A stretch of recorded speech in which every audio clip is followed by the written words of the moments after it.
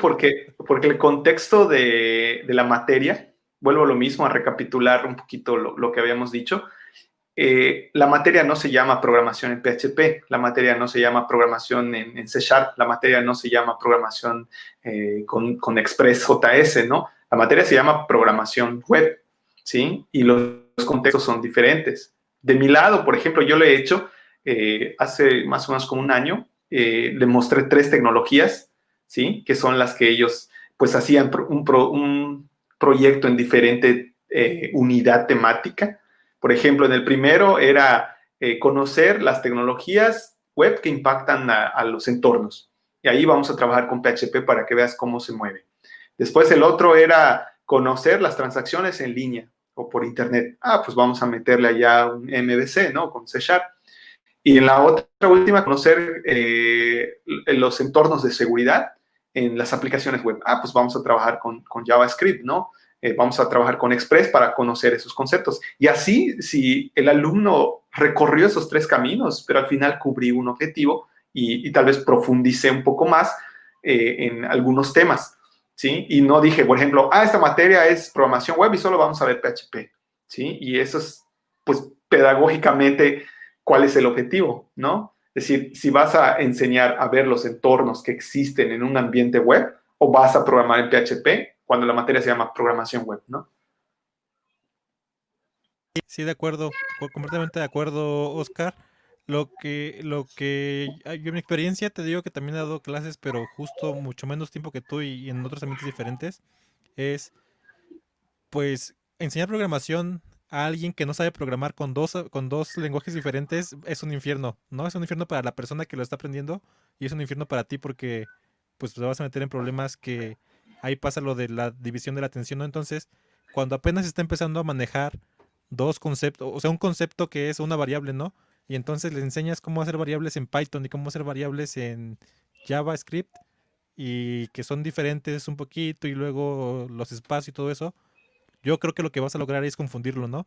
Pero en el caso de justo de alguien que ya sabe programar y quiere aprender nuevas cosas, y realmente así es el mundo real, ¿no? Un programador web, algo que yo siempre digo es que si un programador web no sabe JavaScript, pues está perdido completamente. En un programador web tiene que saber sí o sí JavaScript, ¿no? Entonces tienes que saber JavaScript y PHP, ¿no? JavaScript y Python, JavaScript y Java, JavaScript y lo que se... Y JavaScript y JavaScript, aunque sea, ¿no? Para dos diferentes ambientes. Entonces, creo que hay ambientes en los que es posible y es razonable y es lo esperado, de hecho. Pero yo creo que para empezar a enseñarles a las personas, lo mejor es empezar con un solo lenguaje. Te digo, porque pues cachar todos los conceptos más dos lenguajes diferentes es como un infierno. ¿Ibas a decir, Pero Oscar? Sí. sí, pero ahí también tiene que ver, Héctor, el objetivo. Porque, por ejemplo, si está empezando el alumno tiene una habilidad 0, ¿sí? Ahí sí ya no le puedes meter, oye, es programación web, pero espérate, ¿cómo viene el alumno? Que ya vio el alumno y así ahí sí lo voy a confundir. Pero si estamos con un alumno que ya hizo un proyecto en C#, que ya aprendió a programar, que ya y conoce que es un for, ya conoce que es JavaScript y ya el contexto es ve los entornos para que puedas ejecutar eso y ves cómo se aplica y que tú también puedes aprender otros lenguajes para resolver problemas. Ese es otro contexto. Por eso igual es muy importante igual tener bien claro los objetivos de la materia. Es como que yo te diga, y siempre lo ponía ya en Twitter, ¿no? Voy a enseñar a programar de 0 hasta experto. Jamás vas a lograr eso. ¿Sí? Porque el experto no va a existir. Te voy a enseñar desde 0 y mi objetivo va a ser que al final, cuando termines el curso, sepas hacer una página. ¿Sí? Una página con 5 secciones, una galería, un formulario de contacto. Ese va a ser mi objetivo, que sepas cómo se hacen esas páginas. ¿Sí? Y entonces no puedo poner de 0 experto hasta generar 20 proyectos. O sea, ¿cuál es tu objetivo, no? No les tires el marketing, no les tires el marketing. No los estás ayudando con el... Pero sí, creo que fue justamente ese que dices, ese es el tweet que me llamó la atención. No dije, pues tienes toda la razón, ¿no? Y de hecho ese es el marketing principal, ¿no? De cero a héroe. O sea, de hecho hay una frase en inglés que es de zero to hero, ¿no? O hay un montón de cosas así que te voy a llevar a ser el más experto en esto cuando es prácticamente, es irreal, como lo estás diciendo, ¿no? De acuerdo, de acuerdo. Y también depende de qué tan cero estés. ¿Ibas a decir algo, Alex?